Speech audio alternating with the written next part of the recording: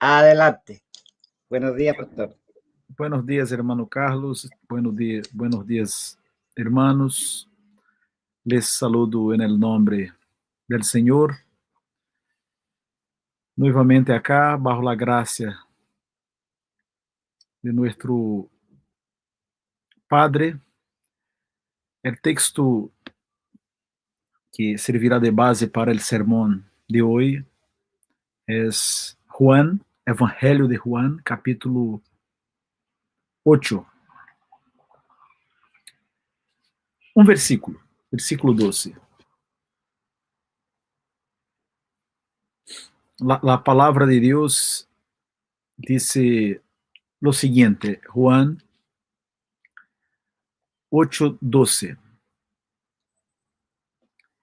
Otra vez Jesús les habló diciendo, yo soy la luz del mundo. El que me sigue no andará en tinieblas, sino que tendrá la luz de la vida. Yo soy la luz del mundo. El que me sigue no andará en tinieblas, sino que tendrá la luz de la vida. Oremos. Padre, gracias por tu palabra, gracias por esta reunión, gracias por Jesús que es la luz del mundo y que nos regala la luz de la vida, porque la vida está en Él y los que están en Él disfrutan de la vida de una manera particular, se gozan en ti, oh Dios, y pueden disfrutar la certeza de la vida eterna que empieza aquí, hoy, cuando uno es alcanzado por tu maravillosa gracia. Te pedimos que nos acompañes ahora en la comprensión y en la aceptación de tu palabra. Te lo pedimos así en el nombre de Jesús. Amén. El domingo pasado estudiamos sobre Jesús, el pan de vida, más exactamente las respuestas a Jesús, el pan de vida. Y vimos que hubo una respuesta negativa, porque não poucas pessoas abandonaram a Cristo, hasta um rato estavam acompanhando a Jesus, seguiam a Jesus, pero tras escuchar um sermão, estas pessoas, muitas de elas, decidiram abandonar a Jesus. Pero hubo também uma resposta positiva, e esta resposta positiva foi muito bem resumida em las palavras de Pedro, certo? Que declarou que solamente Jesus tem palavras de vida eterna. Hoje vamos a ver Jesus como la luz del mundo. A partir do versículo 12 do capítulo 8. É outra imagem, outra metáfora que a palavra de Deus utiliza, a Bíblia apresenta para descrever a Jesus. E neste versículo há três verdades que são importantes para nós. A primeira de elas tem que ver com o testemunho do próprio Senhor Jesus, que é um acto necessário. A primeira parte do versículo 12 afirma: outra vez Jesus les habló. Outra vez. E dijo: eu sou a luz del mundo, el que me sigue não andará em tinieblas, sino que tendrá a luz de la vida. E qual foi a reacção de los fariseus? Versículo 13. Então os fariseus lhe dijeron: tu das testemunho acerca de ti mesmo, tu testemunho não é verdadeiro. Jesús dio testemunho de si mismo. Assim que a primeira verdade é o testemunho como um acto necessário.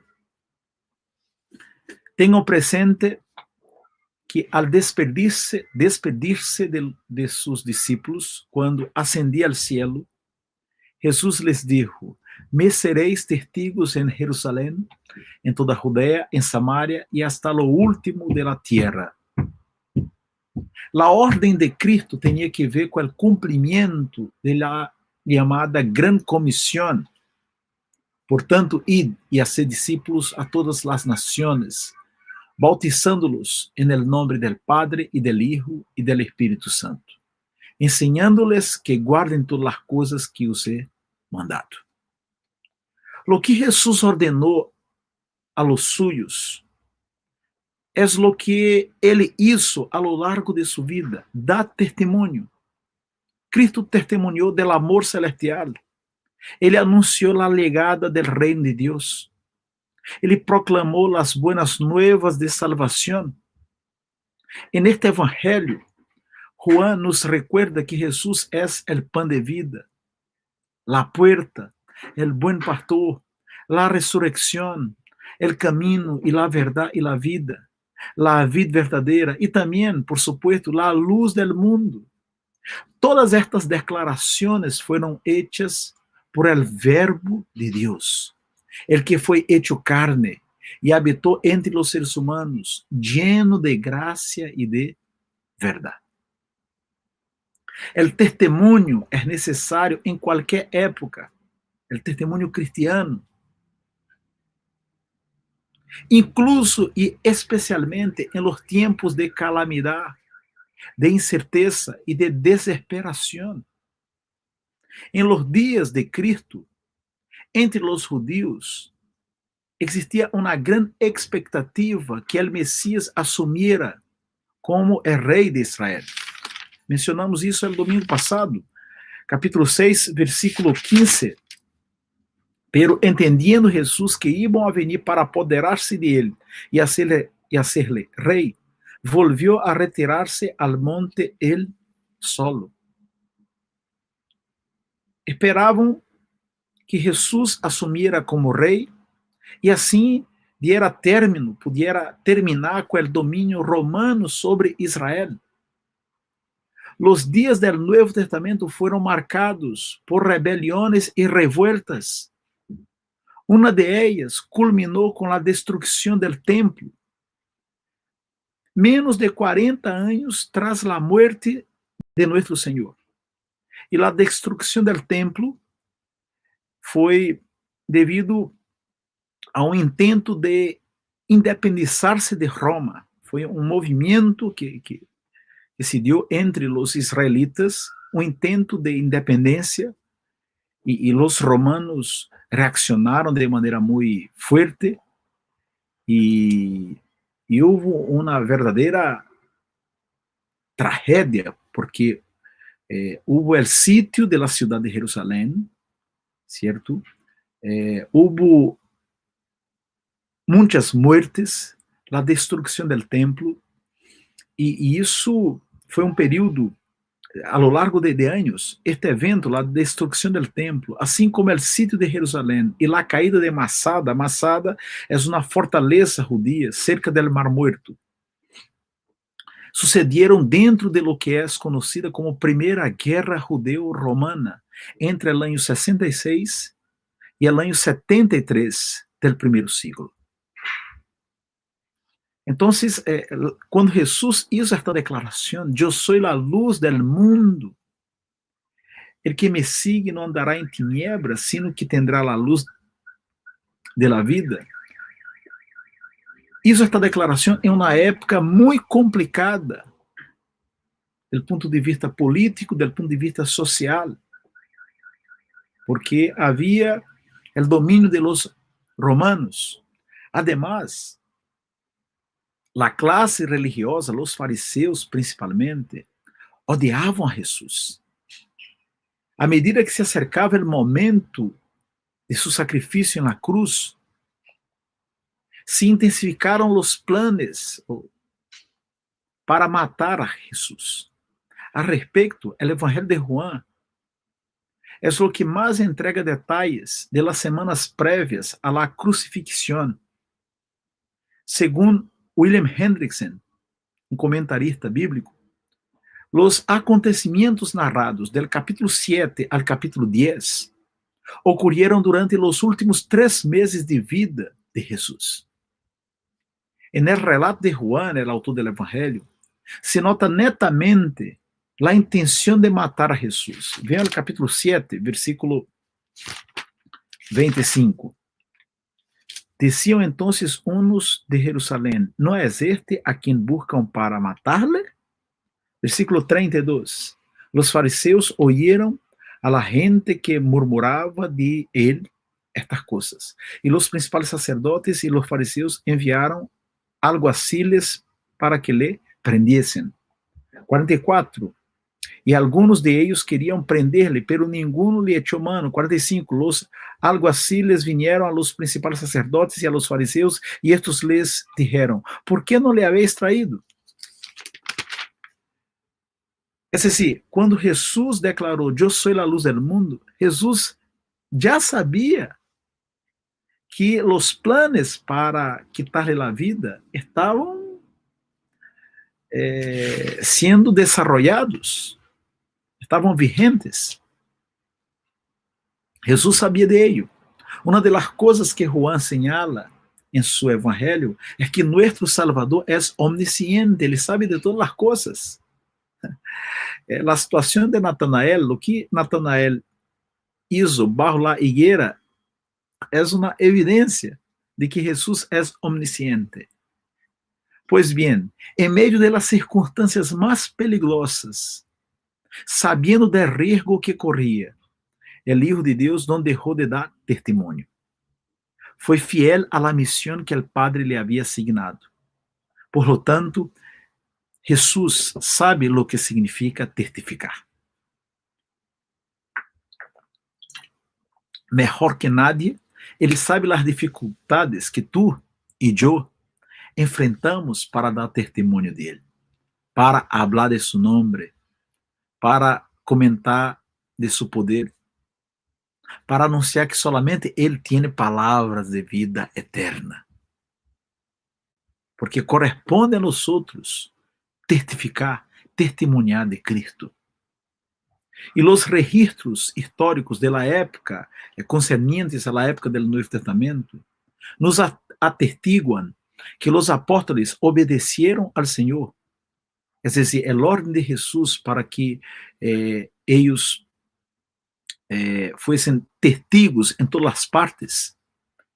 Esta ordem foi cumprida, foi obedecida. Eles cumpriram el id y hacer discípulos a todas las naciones, en diferentes lugares de Asia y Europa. Pedro en Roma, Italia. Juan, que escribió este evangelio y las epístolas y Apocalipsis en Éfeso, Turquía. André fue martirizado en Macedonia, cerca de Grecia. Bartolomé sirvió en Anatolia, Etiopía, Armenia, India y Mesopotamia. Felipe en Frigia y en Hierápolis, ambas en Turquía. Tadeo en Mesopotamia, Edesa, Arábia, Síria y Persia, actual Irán. Mateo vivió en Judea, Etiopía y Persia. Matías murió en Etiopía, pero no antes de predicar en Judea y Macedonia. Santiago, hijo de Zebedeo, murió en Jerusalén. Santiago, el hijo de Alfeo, foi misioneiro em Palestina e Egipto. Tomás foi predicador em Pérsia e Índia. E de Simão el Cananeu, apodado de fanático, não se sabe nada. Pero los apóstoles fueron testigos de Cristo. E não só eles, sino que muitos creyentes, anônimos, porque a igreja não é conformada solamente de líderes. A igreja é uma família. Muitos creyentes testificaram del Senhor com valentia, com denuedo. É o que vemos no livro de Hechos. Por outro lado, não todo eram flores e sucessos de heroísmo em la vida da igreja antiga. é necessário decirlo por amor a la verdad e para evitar que tengamos uma ideia romantizada ou caricaturesca de los primeiros cristianos. Porque a vezes existe o risco de desarrollar uma ideia muito romântica, muito idealizada, idealista de la iglesia primitiva ou de la iglesia antigua. Entre os primeiros cristianos, como em todas as épocas, nem sempre as coisas aconteciam como devieram. Houve casos de antitestemunho, é decir, casos de infidelidade, de incumprimento de la ordem de Cristo. Me refiero a la negação de Jesús ou mesmo a la abjuração de la fé. O caso de Pedro, que negou a Cristo 3 vezes, é famoso, pero não foi o único que se conheceu em la antiguidade.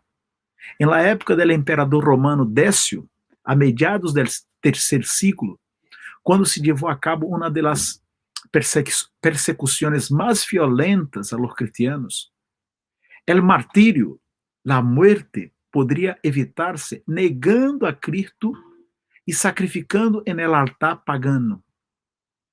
Então, alguns cristianos, alguns que formavam parte da igreja, chegaram a negar a Cristo e, para preservar suas vidas, chegaram a sacrificar, a oferecer, a realizar ofrendas em templos paganos. Ou então se poderia firmar em público uma declaração de apostasia, um documento que comprovava a renúncia à fé. E alguns o hicieron. Outros cedieron a outro tipo de tentação e compraram o documento, sobornaram al magistrado para ter esta declaração, e por se acaso era necessário, ou se estas pessoas foram ameaçadas de muerte ou de cárcel, poderiam apresentar a declaração. Pero, quando as olas de persecução terminavam, entre os que haviam renunciado à fé, havia aqueles que queriam volver a congregar-se, volver a participar nas reuniões da igreja. Aí se produz uma situação muito complexa, muito complicada, que deu passo a uma forte polêmica. Como lidar com os traidores? Como lidar com aqueles que haviam renunciado à fé? Readmiti-los? Em alguns lugares, segundo os registros históricos, a igreja se dividiu produto desta situação. Porque alguns insistiam, perdonemos, aceptemos estes que tiveram um momento de debilidade, de fraqueza, e negaram a Cristo porque estão arrependidos. E outros diziam, não, porque hermanos nuestros foram muertos. Não podemos aceitar em meio nuestro aqueles que negaram a Cristo. Isso dividiu a igreja em algumas regiões de Ásia, aí por el terceiro ciclo da era cristiana. E nós, como todos os cristianos, segundo a Bíblia, nós somos linaje escogido, real sacerdócio, nação santa, pueblo adquirido por Deus, para que anuncieis as virtudes de aquele que os chamou de las tinieblas a su luz admirável. Hermanos, hermanas, devemos testificar de Cristo não só porque Ele nos ordena, sino também porque o testemunho, a predicação, seja através de los lábios, seja através de la vida, é o meio que Deus estabeleceu para alcançar as pessoas a quienes Ele decidiu regalar a salvação. La fé viene por oír e oír a palavra de Deus. Se você foi alcançado por la graça de Cristo, é porque alguém decidiu testemunhar del Senhor para ti. Pode haver sido tu papá, tu mamá, um amigo, um pariente, tu irmão carnal, pero alguém decidiu compartilhar a fé contigo, dar testemunho de Cristo. Haga lo mesmo, para que outros puedan experimentar lo que tu has experimentado. recibir la luz de Deus, la persona bendita de Cristo. Assim que o testemunho é um acto necessário. Pero, además del testemunho como um acto necessário, como uma acção que corresponde,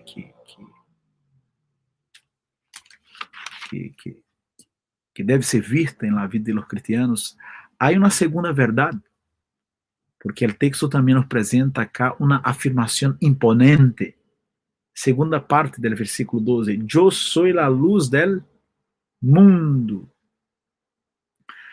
O testemunho del creyente é uma das consequências de haver sido rescatado de las tinieblas por aquele que é a luz del mundo. É interessante que no Evangelho Juan registra vários testemunhos. Por exemplo, ante seus contemporâneos, Juan el Bautista dijo: "He aquele Cordeiro de Deus que quita o pecado del mundo." Depois, em presença de seus discípulos, Juan el Bautista anunciou: "He aquele Cordeiro de Deus." E a continuação, a Bíblia deja constância de lo seguinte: "Le oyeron hablar los dos discípulos e seguiram a Jesús." Através do testemunho de Juan el Bautista, pessoas se hicieron seguidoras, discípulos ou discípulas de Cristo. Además, também no Evangelho encontramos o seguinte: Felipe halló a Natanael e lhe dijo: "Hemos hallado aquele de quem escreveu Moisés en la lei, assim como os profetas, a Jesús, el hijo de José de Nazaré." Felipe dio testemunho de Cristo. E no capítulo 4, lemos: "E muitos de los samaritanos de aquela ciudad creyeron en él por la palabra de la mujer, que dava testemunho dizendo: me dijo tudo lo que he hecho." Hermanos nuestros que foram testigos de Cristo, aqueles que são alumbrados por la luz celestial, devem anunciar: Jesús es la luz del mundo. La afirmação de Cristo, que é imponente, é gloriosa, é rica de significado. Esta afirmação, que deve ser anunciada por los cristianos, impactou a los que escucharam a Jesus. Impactou de diferentes maneiras, porque assim é o Evangelho, produz diferentes respostas. Quando Jesus hizo esta declaração: "Eu sou a luz del mundo", era manhã, versículo 2 do capítulo 8. Parte del 1: "E Jesus se foi al monte de los olivos." É uma parte mais alta de la ciudad de Jerusalém. "E por la mañana volvió al templo, e todo el pueblo vino a ele, e sentado ele les enseñaba." Ou seja, a luz del sol se irradiava sobre Jerusalém, era manhã. Outra coisa interessante, outra informação interessante: Jesus estava, como disse o versículo 2, en el templo. Em que época? Em la época em la qual se celebrava la fiesta de los tabernáculos. Esta fiesta, la fiesta de los tabernáculos, que segundo o calendário judío acontece a fines de setembro e começos de outubro, justamente é o período abarcado entre os capítulos 7 e 10 do Evangelho, certo? Segundo William Hendrickson, esta fiesta de los tabernáculos recordava o período de 40 anos que o povo de Israel havia estado no deserto. Havia salido de Egipto hacia Canaã de tempo de 40 anos. E por ocasião de esta festividade, a fiesta de los tabernáculos, os judíos encendiam enormes candelabros no templo, em alusão a la columna de fuego que guiou o povo de Israel em las noches passadas no deserto. É uma costumbre de los judíos. Alguns comentaristas bíblicos entendem que o evangelista Juan combina 3 eventos del deserto em los capítulos 6, 7 e 8. El maná, capítulo 6, já hemos estudado um trocito el domingo passado. Jesus é o pan de vida, e há uma evidente, potente declaração de Jesus como el pan celestial. Capítulo 7, el agua viva. No capítulo 7 lemos: se alguno tiene sede, venga a mim e beba. El que cree em mim, como dice a escritura, de su interior correrán ríos de agua viva. Esta declaração seria uma referência ao água que brotou de la roca. E capítulo 8, la columna de fuego. Eu sou a luz del mundo. Então, alguns estudiosos entendem que o autor do Evangelho, Juan, combina el maná, el agua viva, el agua de la roca, e la columna de fuego, que ele tinha estas situações em mente quando organizou o conteúdo de seu evangelho de tal maneira que associa, que relaciona Jesus ao maná, Jesus à la água, certo? E Jesus à la columna de fuego. Se Juan tinha ou não estes elementos em mente quando redactou dichos capítulos, não podemos assegurar. Pero lo que sí é certo, lo que sí é evidente, é que a palavra luz, para um judeu da época de Jesus, evocava imagens e verdades profundas. É decir, ao declarar, eu sou a luz del mundo, esta declaração produziu um impacto em los oyentes. Por quê? Porque os judíos soliam cantar o texto del Salmo 27, que empieza assim: Jeová es mi luz y mi salvación, ¿de quién temeré? Además, en la bendición de Aarón, ¿cierto? Los judíos declaravam: Jeová haga resplandecer su rostro sobre ti y tenga de ti misericórdia. Jeová haga resplandecer. El siervo del Senhor, mencionado em Isaías 49, versículo 6, é descrito como luz de las naciones, para que seas mi salvación hasta lo postrero de la tierra. La palavra de Deus, segundo el Salmo 119, é apresentada assim: lâmpada es a mis pies tu palavra e lumbrera a mi caminho. Em seu evangelho, Juan,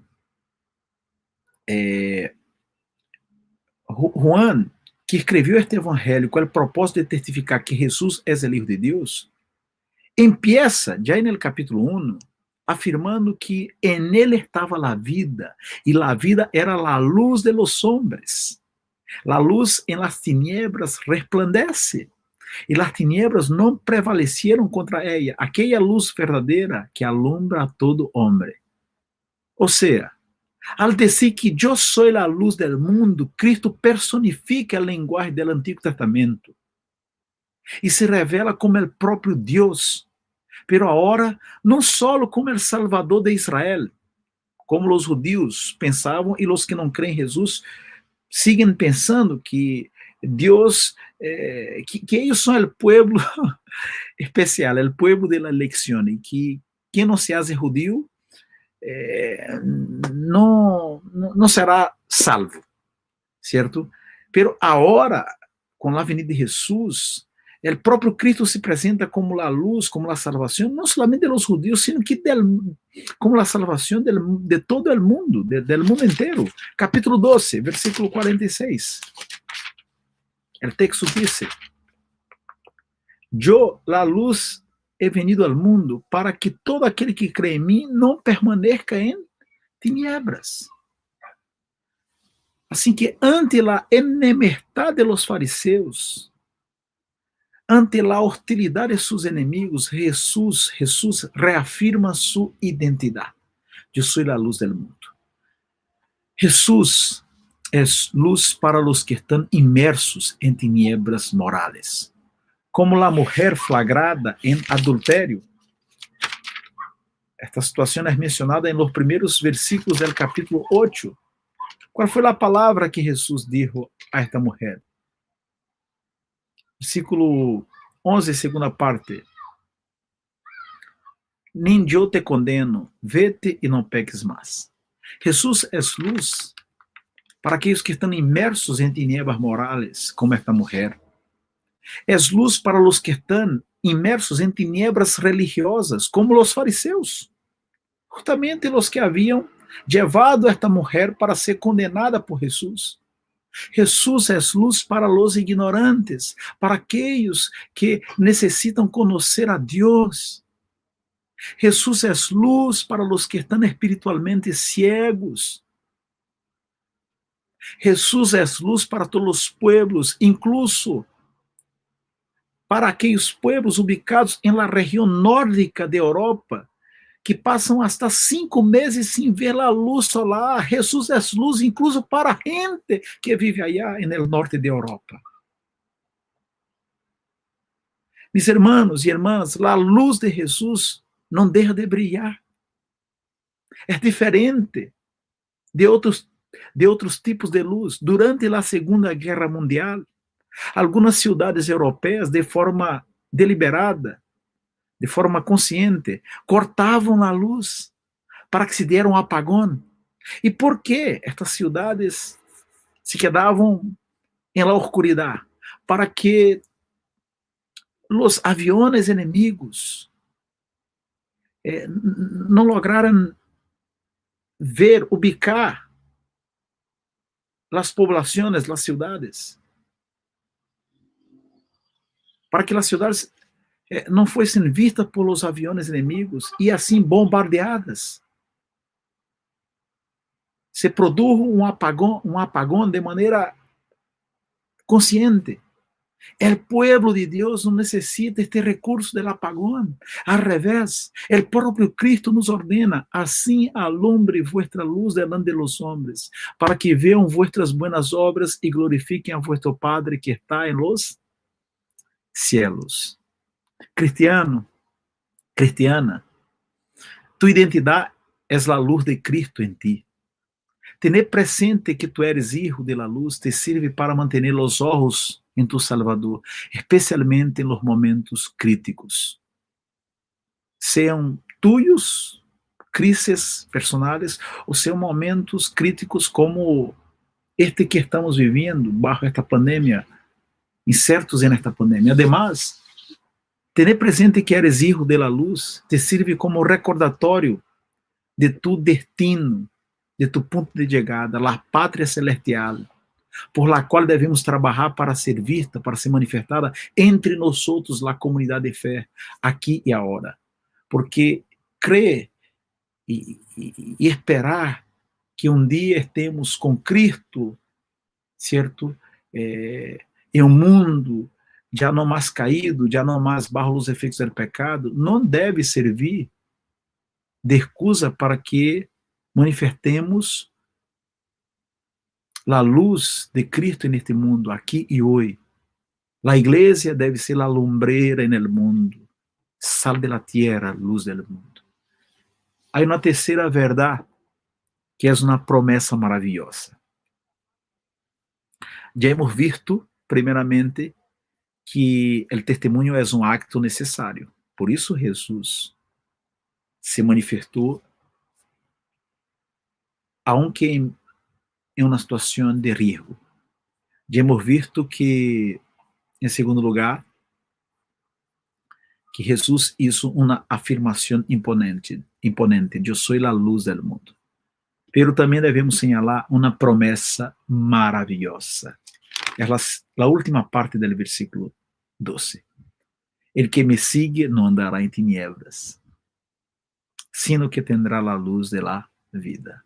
É o que tu já has experimentado em tu vida desde o dia de tu conversão, desde o dia en el cual tuviste consciência, e não solamente consciência, sino que também a experiência de aceitar a Jesus como tu único e suficiente Salvador. El que é alumbrado por la luz celestial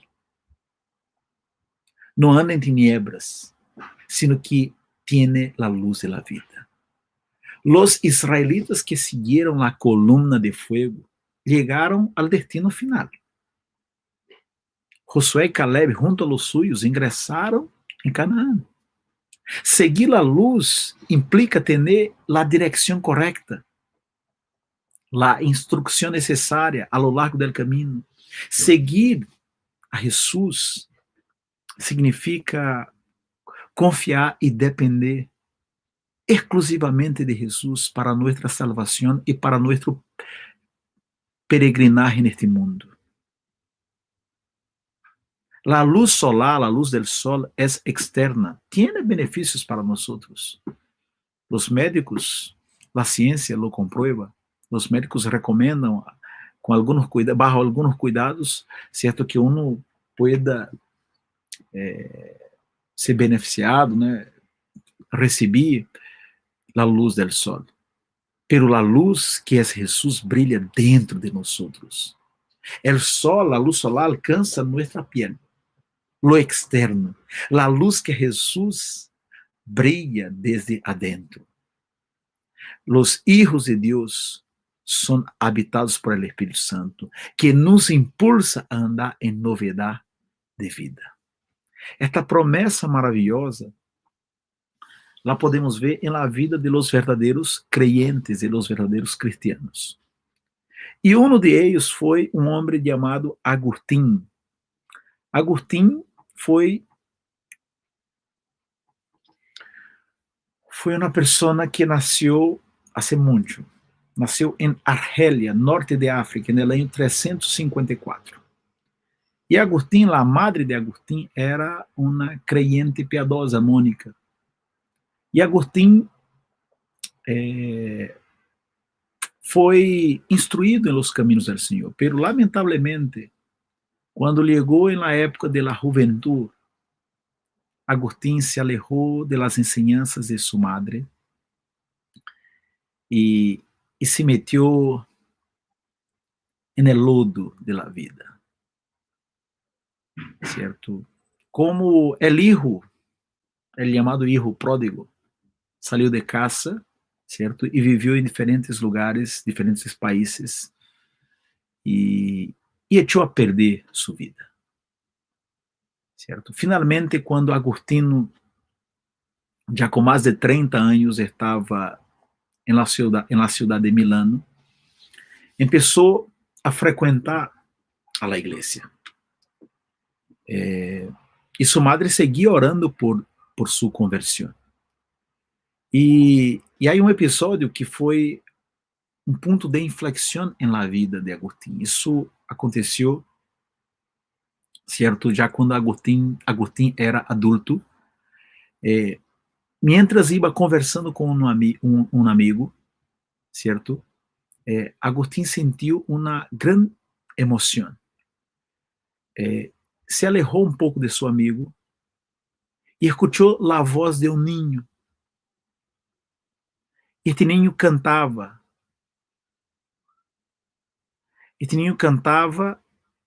Certo? E o cântico, a parte que Agustín escutou, dizia: toma e lê. Toma e lê. E Agustín foi à Bíblia. E abriu a Bíblia, a palavra de Deus. E ao abrir a Bíblia, Agustín leyó a Bíblia, foi aberta justamente em la carta de Pablo a los Romanos, capítulo 13, e Agustín leyó os seguintes versículos: andemos como de dia, honestamente, não em glotonerias e borracheras, não em luxúrias e lascívias, não em contiendas e envidia, sino vertidos del Senhor Jesucristo, e não proveais para os desejos de la carne. Aí se deu a conversão de Agustín. Deus realizou esta maravilhosa obra. Agustín experimentou esta promessa maravilhosa de que aquele que sigue a Jesus não anda em tiniebras, sino que tem a luz da vida. Especialmente a partir da leitura de um cântico, da voz de um niño, que ele levou a la palavra de Deus e finalmente este passagem que acabo de dar leitura.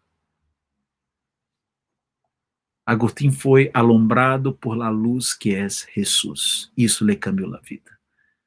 E a obra que Deus realizou em Agustín foi tremenda. Agustín é considerado o grande teólogo da igreja cristiana. O mais influente teólogo que o cristianismo ha produzido se chama Agustín. E Deus realizou esta obra em Agustín justamente porque Agustín encontrou a Jesus na palavra, nas escrituras. Conheceu e experimentou a luz que é Jesus. É uma promessa maravilhosa. Todos aqueles que han confessado, que han entregado sua vida a Jesus, han tenido a experiência da conversão, han recebido esta fé, han recebido o dom do arrependimento, de deixar de crer em si mesmo e passar a crer e a confiar unicamente em Jesus. A boa notícia é que Jesus não somente foi a luz de vida, entregou luz de vida para Agustín, para os apóstolos, para os cristianos do primeiro século. Jesus é a luz do mundo para todos os seres humanos. O evangelho é proclamado a todos. E eu espero que você pueda aceptarlo. Que você pueda confirmar a vontade de Deus em tu vida. E que tu resposta seja positiva.